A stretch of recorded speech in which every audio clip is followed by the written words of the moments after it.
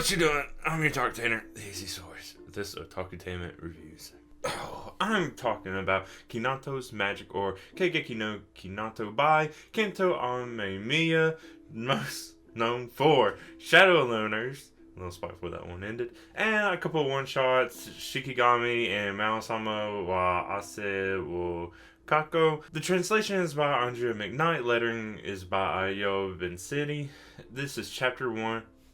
Kinato's Magic, the typical 55 pages. It came out on February 1st, 2026 on Weekly Shonen Jump, the 10th issue, and it can also be read on Manga Plus and the Viz website. In typical fashion, Viz gives this series a one-liner for a summary. It's just the grand adventure of the ultimate support character begins. Tells you absolutely fucking nothing.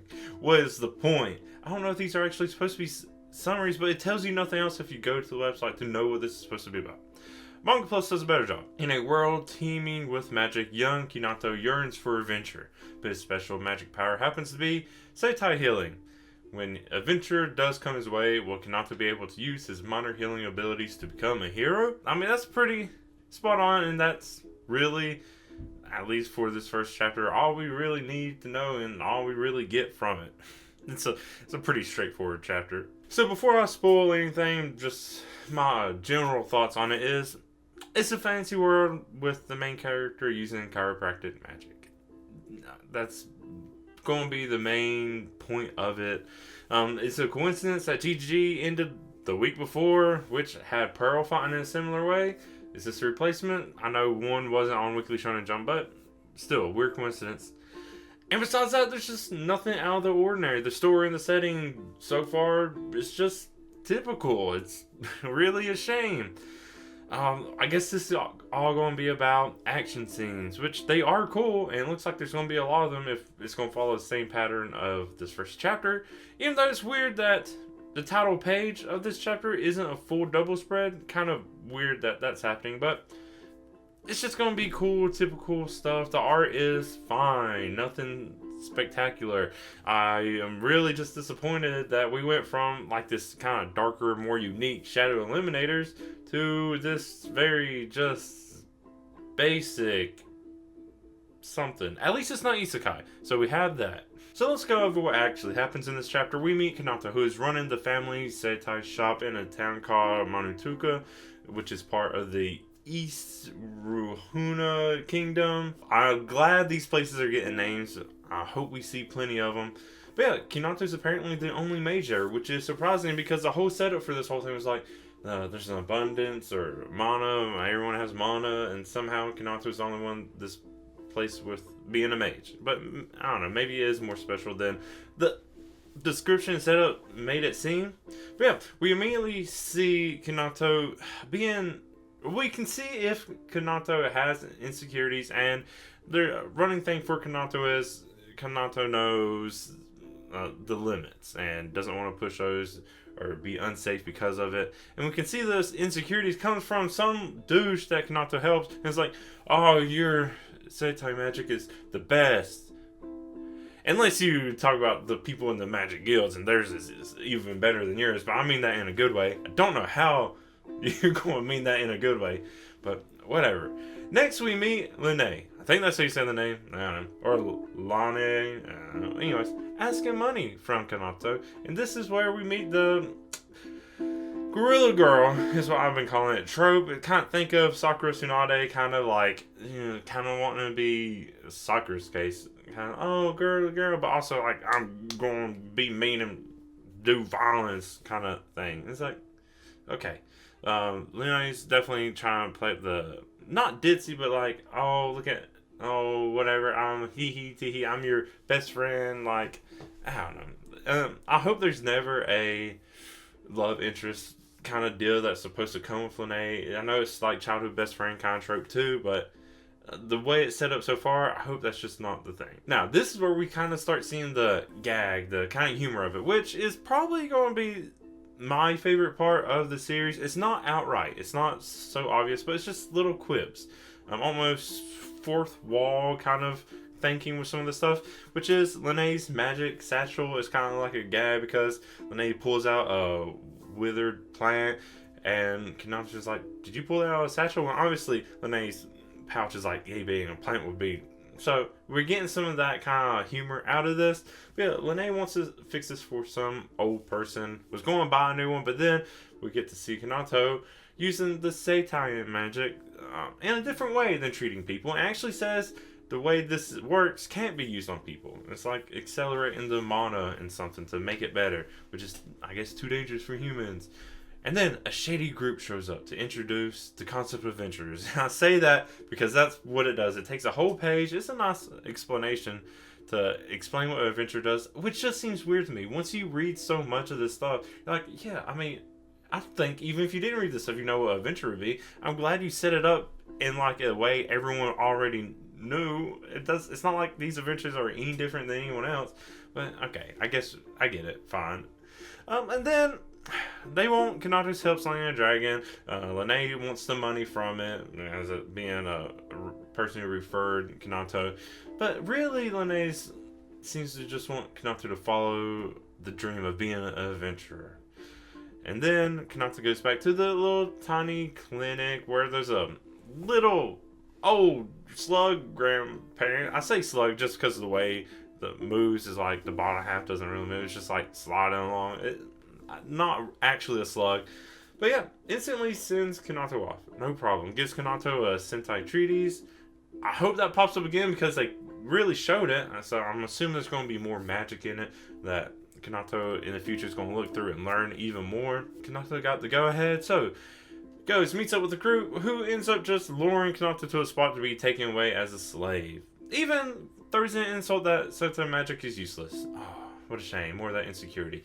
And here was me, starting to get my hopes up that maybe this group isn't going to be shady and they're actually going to do something cool.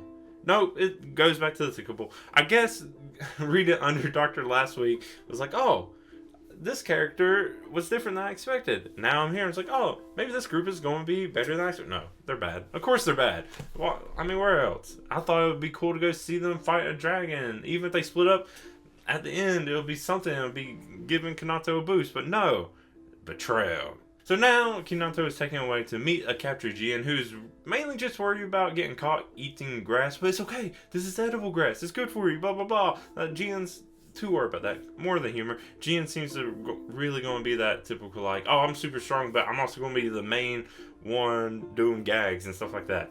So it's a very tropey series it seems like, but I mean, it's fine. I like humor, so that will save it for me, probably. But yeah, Jien is actually the captain of Iron Fangs. Is that really true, though?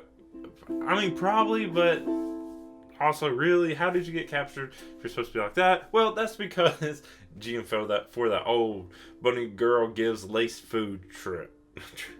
Jien was apparently beating up some people, and while chasing after someone, saw a bunny girl with a stall and selling food. Really? That's not suspicious at all? I don't know, maybe not. Anyway, so Kinato is easily able to free both of them with some Sentai magic. The ropes are supposedly magic, and the more you try to escape, the nothing new, nothing that amazing. But now Jien is free to rampage, beats up mostly everyone, but we never actually see Jien use magic. Apparently this was all martial arts. And then when you think everything's going to be good and you think, oh, Jien just rampaged a little bit too hard because we're still hearing things crumbling. No, a real dragon appears. Oh, so it turns out maybe the shady group wasn't completely lying, but also kind of, I don't know. But they must have been making their base around a dragon's lair. So, Kinato adjusts Jien's remaining mana to fight, but we don't even see Jien really struggle or still use magic. There's some back and forth, but before anything can really get too intense, Kinato climbs up a cliff, throws a massage ball full of mana, and then we get a little cut to the grandparent and Linae having a nice chat about Kinato's magic. Oh, that's cool. Apparently, the special thing about Kinato's magic, and it's not just like good for healing and massages and stuff. The true property of it is adjusting adjusting mana and controlling it in a different way. Still very broad description, but also, of course, we knew that's how it was going to work, and we knew it wasn't just going to be typical healing magic, whatever. So it's going exactly how we thought. Nothing surprising. Now we cut back to the action where the bomb misses, but Kinato uses super acceleration and cheap shot, one shot the dragon right in the stomach, and that's it. You win. It's like, oh, okay. Cool action scenes. The fight itself, not really. It's just gonna be, what is it for aura farming if it's just scenes itself and not a single character aura farming? Because Kinato's not doing any aura farming, but the actual art itself and the cool action is, yeah. But besides that, it's just so typical. But yeah, following the typical sense, Jien invites Kinato to join the guild. The grandparent gives the, okay, no problem, go ahead, I believe in you. Because of course, another thing where I think the grandparent's going to be one of the coolest characters and stuff, we're probably never going to see you again. And then it ends with linae coming along for some reason. The reason being, Jien said, oh, you can be our receptionist. But really it's because we need a female character, and who's, I guess, going to be there for sexual gratification of losers. I don't know. Not that's a mean way to say it, but that's why it's there, or why linae is going to be coming along. But I hope there's just no romance that develops from these two, because there's no need for it. I'm just glad that the actual title page shows characters that are going to be in it. If you look back at Shadow Eliminators, there's a whole nother female character that never shows up because it didn't get that far. So maybe there's just lessons learned. It's like, oh, I need to introduce all the characters right away. But that's it. It's something nice to look at. I'm sure the world is going to be there. It's just, there's nothing special to it. It'll be action. I'm sure people are going to like it. I'm sure there's going to be nothing wrong with it. There's just going to be nothing unique about it. The thing about, I know this isn't a Shadow Eliminators review, but I liked it so much. Yeah, it was a high school exorcist manga, but how they fought, the art of it, everything was so cool. And then they scrapped it to put in an even shittier exorcist manga, which also got scrapped right away too. I hope the best for this. There's nothing special about it. And the fact that it's coming right after Underdoctor, both of them medically inclined, and it's focusing on that, you don't have high hopes for either of them, really. I really like Underdoctor, but if you're going to put both of these back to back, that's kind of going to hurt both of them, right? And of course, the last thing, the title for both the series and chapter, because yeah, sharing the same chapter. A little lazy? Maybe, but it's Kinato's magic. That's all it is. There's this focus on the Seitai magic, and how it's going to be a lot better than you think it is, or specifically Kinato's Seitai magic, which is, it's more about Kinato, or is it more about the magic? We'll have to see when it comes, but the title, it's obvious. It's there. But that's all I really have to say about Kinato's magic. Like I said, I'm hoping the best. I'm going to read it and enjoy it okay enough. I don't expect anything bad from it. The humor is probably what's going to get me, and the action is what's going to get everyone else. So it's going to be fine either way. But let me know what you think. If you agree, disagree. If you really love it, if you're already hating it. There's nothing to really hate that much, aside from the typicalness of it. But yeah, let me know either way. You can do that in comments. You can do that on social medias, through email. You can join the Discord, and we can talk about all kinds of stuff there. Links will be in the description. Easy to get to, but that's going to be it. Thank you anyone who watched this. Thank you especially to my Ko-fi and Patreon supporters, Vix Live and Julio Vasquez. You also want to support me, you can do it there. You get these shoutouts, you get notes to the videos I make like this video, and you get stories I write. But that's going to be it. I've been your Otakutainment, the AC Stories. Until next time, bye.